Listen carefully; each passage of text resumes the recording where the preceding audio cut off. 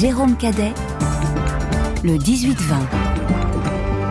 Juste avant 19h, Le Monde d'après, Jean-Marc Four, le Parlement européen doit débattre à partir de demain d'une résolution visant à qualifier de terroristes les gardiens de la révolution, c'est-à-dire l'un des piliers du régime en Iran. Alors que la répression bat son plein dans le pays, le débat monte en Europe sur la nécessité de sanctionner davantage l'Iran. Et vous nous dites qu'il était temps, c'est votre Monde d'après. Coïncidence des dates d'abord. Il y a exactement 4 mois aujourd'hui que la jeune Mahsa Amini est morte en Iran. Depuis, la contestation n'a pas cessé dans le pays derrière le slogan « Femme, vie, liberté ». Et désormais, plusieurs voix en effet s'élèvent en Europe pour réclamer plus de fermeté contre le pouvoir des mollahs et sa logique de répression. C'est, en France, la Commission des Affaires étrangères du Sénat qui pousse à rappeler les ambassadeurs en poste à Téhéran. C'est la ministre allemande des Affaires étrangères Annalena Baerbock qui juge importante et pleine de sens l'idée de classer les gardiens de la révolution parmi les organisations terroristes. Cette dernière proposition est également étudiée par Londres et préconisée par plusieurs députés européens. Elle conduirait à geler tous les avoirs de tous les membres des pasdaran, comme on les appelle aussi. À Paris, on s'en tient pour l'instant à la politique actuelle de sanctions ciblées contre certains individus. Étiqueter terroriste l'ensemble de l'organisation demeure un débat non tranché à ce jour, selon un haut diplomate français. On sent un peu d'hésitation à Paris parce que Téhéran retient 7 Français ou Franco-Iraniens, autant dire des otages, parce que la tension est forte entre les deux capitales, encore alimentée par les caricatures publiées par Charlie Hebdo, parce que certains diplomates redoutent une fuite en avant de Téhéran. Sauf que cette fuite en avant, elle a déjà lieu. Absolument, et c'est pour ça que sanctionner davantage fait sens. Il faut rappeler quand même qui sont les pasdaran. C'est le pilier du régime, 120 à 150 000 hommes, le bras armé des mollahs, socle idéologique, outil répressif spécialisé en assassinat et torture. C'est aussi l'incarnation d'un État devenu mafieux.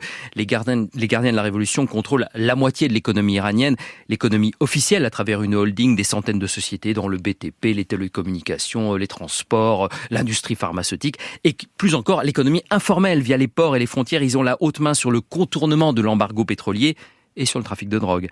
Ils sont également le moteur de la fuite en avant sur 2 autres sujets clés, le nucléaire. L'Iran, ces dernières semaines, a acquis de nouvelles centrifugeuses, enrichi désormais de l'uranium à 60% sur 2 sites et se rapproche du seuil de l'arme atomique.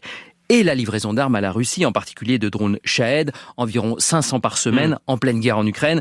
Un accord a également été signé entre Moscou et Téhéran pour que la Russie puisse désormais en fabriquer de ces drones iraniens sur son propre sol. Donc oui, sur tous les sujets, en fait, les pasdaran iraniens sont désormais dans le défi.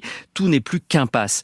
Le dernier point, celui de la livraison des drones à Moscou, constitue d'ailleurs sans doute la goutte d'eau qui fait déborder le vase à Bruxelles, plus encore que la répression des manifestations. Avec cette affaire de drones, l'exaspération gagne les diplomates européens. Donc, on s'oriente, si je vous comprends bien, vers plus de sanctions. Ça va changer quelque chose ? Sans doute pas grand-chose. Le régime est dans une logique répressive, ça n'est pas prêt de changer. Il a même accru la répression depuis début janvier, comme s'il avait laissé passer l'orage. Il n'est plus une semaine sans une exécution après condamnation à mort. La dernière avant-hier, les ONG dénombrent 500 morts, 20 000 arrestations, les jugements expéditifs sont monnaie courante, les viols répandus, la police des mœurs a repris ses contrôles. La théocratie des mollahs voit le refus du port du voile comme une menace existentielle, une remise en cause du socle idéologique et religieux du régime, donc elle réprime tout en dénonçant un complot de l'étranger. Des sanctions européennes plus fortes ne changeront sans doute rien, mais c'est pas une raison pour faire l'autruche, ne serait-ce que pour le symbole, ne serait-ce que pour être en accord avec les valeurs humanistes que l'on professe. Il est temps de changer de braquet. De toute façon, comme le confie un diplomate français, l'Iran va forcément revenir rapidement sur le devant de la scène parce que le calendrier du nucléaire se resserre, parce que l'aide militaire à Moscou, on en parlait, pose un sérieux problème. Donc à ce compte-là, ne restons pas immobiles et silencieux.